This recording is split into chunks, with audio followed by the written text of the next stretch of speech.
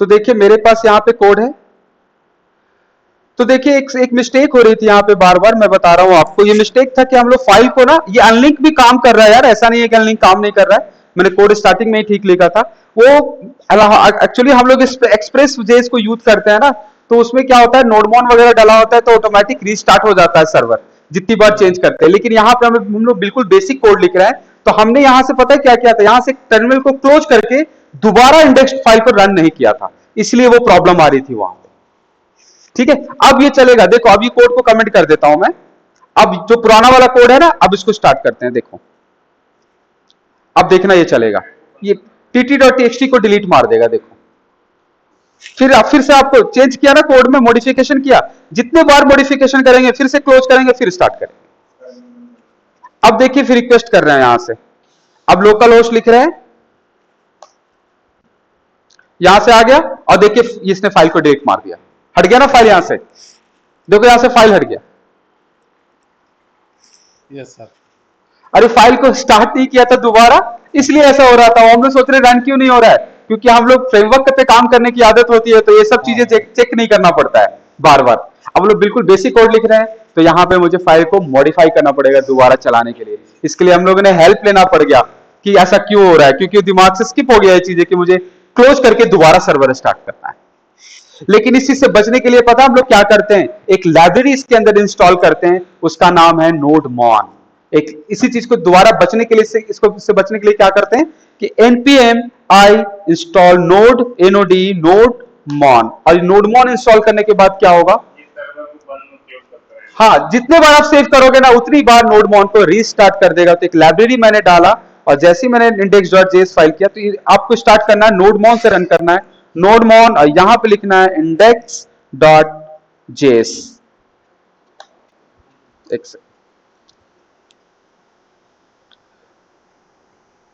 Node, यहां पे नोडमॉन, एक लाइब्रेरी में चेक कर लेता हूं नोडमॉन इंस्टॉल हुआ है कि नहीं। बिल्कुल नोडमॉन इंस्टॉल है।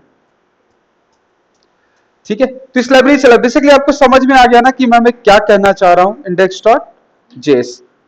अब ये बार बार देखिए, इवेंट सर्वर इंस्टेंस का एरर दे रहा है, लिसन ऑलरेडी यूज, ये पोर्ट नंबर बोल रहा है कि ऑलरेडी यूज में है 8080 index.js के अंदर ये पोर्ट नंबर को। ठीक है, ये पोर्ट नंबर मतलब रनिंग में है, तो हम लोग क्या करेंगे, यहां से पहले इसको टर्मिनेट करेंगे। दूसरे टर्मिनल पे ये चल रहा है, तो यहां से पहले इसको बंद करेंगे, फिर यहां पे लगाएंगे नोडमॉन index.js, और यहां पे नोडमॉन हमारे पावर शेल की वजह से नहीं चल रहा है, तो यहां पे मैं कमांड प्रॉम्प्ट सेलेक्ट करूंगा और यहां पे लिखूंगा नोडमॉन index.js, और ये रन हो गया। क्लियर हो गया ये? सर पहले क्यों नहीं हो रहा था?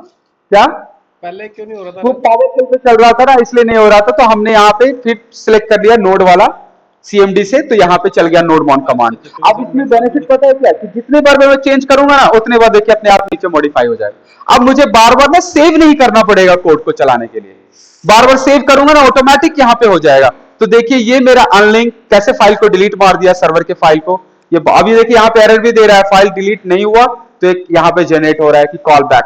अब यहाँ पे ये प्रोमिसेस का पार्ट है, यहाँ पे जो कॉल किया ना एफ कॉल बैक फंक्शन है, यहाँ पे इस तरीके से कॉल बैक फंक्शन के साथ आप कॉल कर सकते हैं।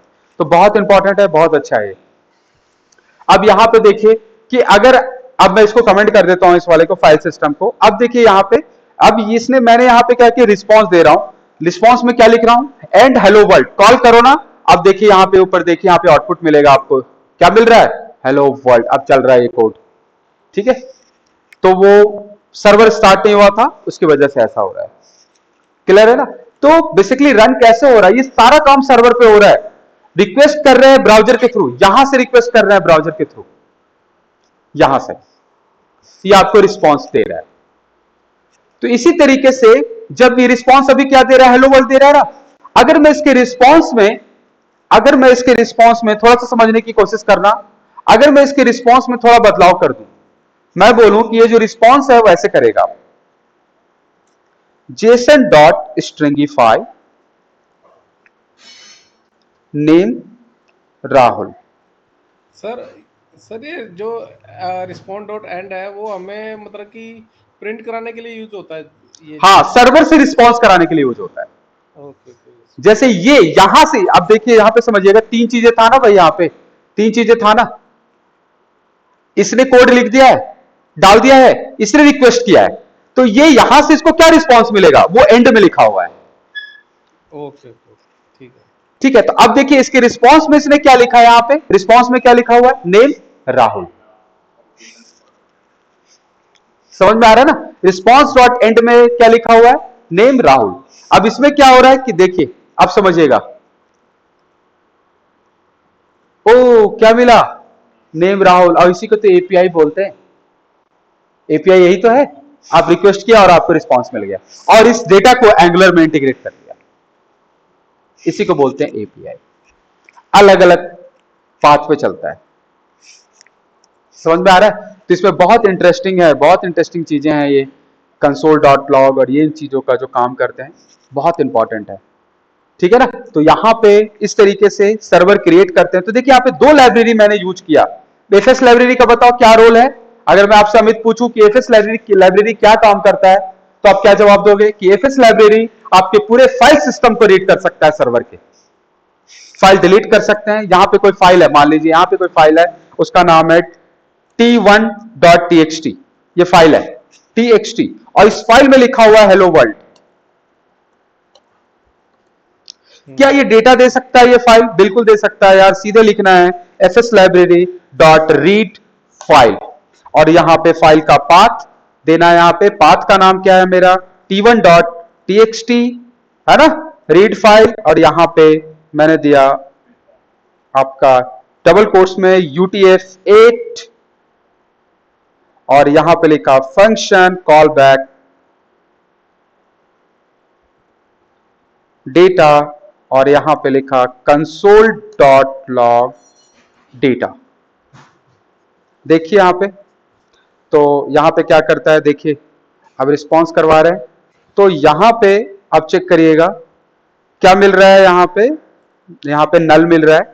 t1.txt में क्या लिखा था हमने, हेलो वर्ल्ड कुमार, और यहां पे मुझे मिल रहा है रीड फाइल। तो देखिए यहां पे नोड जेएस का कॉन्सेप्ट है, इंट्रोडक्शन, फाइल सिस्टम में चले, मैनिपुलेटिंग फाइल, और यहां पे रीडिंग फाइल। तो यहां पे देखिए रीड फाइल का यहां पे लिखा है UTF-8, मेरा 8 बीच में डैश लगा दिया था, इसकी वजह से वो डेटा नहीं मिल रहा। तो यहां पे डैश हटा देना है, और यहां पे एक पैरामीटर और पास करना है ERR कॉमा, अब आपको यहां पे डेटा मिल जाएगा।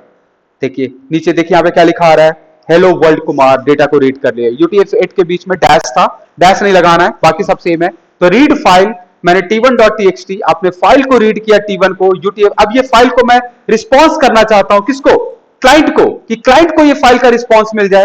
तो मैं यहां पे क्या लिखूंगा, ध्यान से देखिएगा, मैं यहां पे लिख रहा हूं response dot and Jason dot stringify, यहां पे लिखूंगा फाइल डेटा, और कॉलन यहां पे दूंगा, यहां पे डेटा।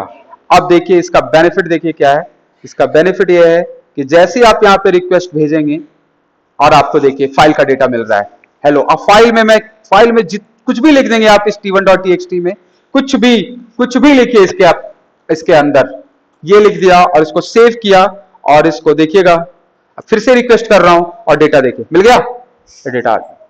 मतलब आप समझ पा रहे हैं क्या हो रहा है, कि सर्वर के फाइल का डेटा निकाल करके आपकी मशीन पे लेकर आ रहा है। तो कितना इंपॉर्टेंट है ये, इसको बोलते हैं फाइल सिस्टम। एपीआई बनाने के टाइम पे आप बताइए कि फाइल सिस्टम का यूज हम लोग क्यों करेंगे, एपीआई में क्या यूज होगा।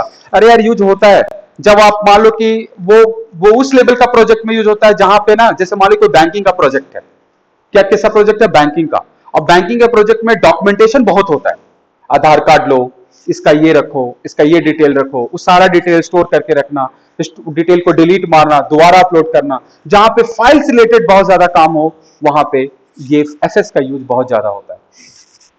समझ गए। अभी हम लोग ऐसा भी पढ़ेंगे एप्लीकेशन में कि एफएस का यूज ही नहीं होगा, जरा सा भी नहीं।